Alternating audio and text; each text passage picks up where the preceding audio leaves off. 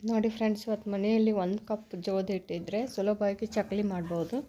ನೋಡಿ 1 ಕಪ್ ಜೋಳದ ಹಿಟ್ಟು ತೊಗೊಂಡಿದ್ದೀನಿ. ನಂದು ಈ ಗ್ಲಾಸಲ್ಲೇ ಒಂದು ಅಳತಿ. 1 ಕಪ್ ಜೋಳದ ಹಿಟ್ಟಿಗೆ 1 ಕಪ್ ಇದ್ದರೆ ಮಸ್ತ್ ಚಕ್ಕಲಿ ಆಗ್ತಾವೆ ನೋಡಿ ಫ್ರೆಂಡ್ಸ್, ಗರಿ ಗರಿ ಆಗ್ತಾವೆ.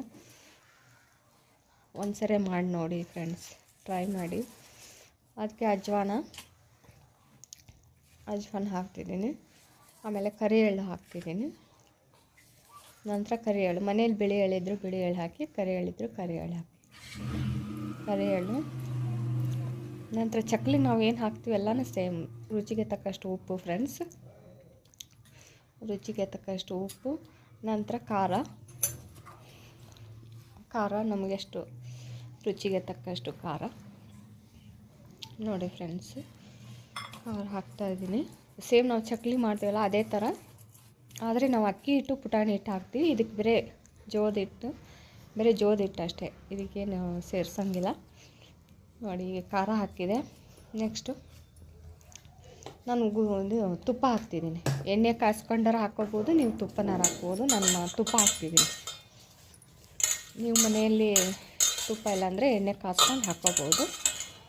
ತುಪ್ಪ ಇದ್ದರೆ ತುಪ್ಪ ಹಾಕಿ ನಂತರ ಹಂಗೆ ಸುಮ್ಮನೆ ಈ ಥರ ಒಣಾರು ಕಲಿಸಿ ಅದಕ್ಕೆ ಸ್ವಲ್ಪ ಉಗುರು ಬೆಚ್ಚಗೆ ನೀರು ಕಾಯಿಸಿದ್ದೆ ಫ್ರೆಂಡ್ಸ್. ನಾನು ಸ್ವಲ್ಪ ಉಗುರು ಬೆಚ್ಚ ನೀರು ಕಾಯಿಸ್ಕೊಂಡು ಸ್ವಲ್ಪ ಹಿಂಗೆ ಹಾಕಿ ಫ್ರೆಂಡ್ಸ್. ಇದು ಆರೋಗ್ಯಕ್ಕೆ ಒಳ್ಳೆಯದು ಹೌದು, ಈ ಥರ ಟೇಸ್ಟ್ ಬರುತ್ತೆ ಚಕ್ಕಲಿ.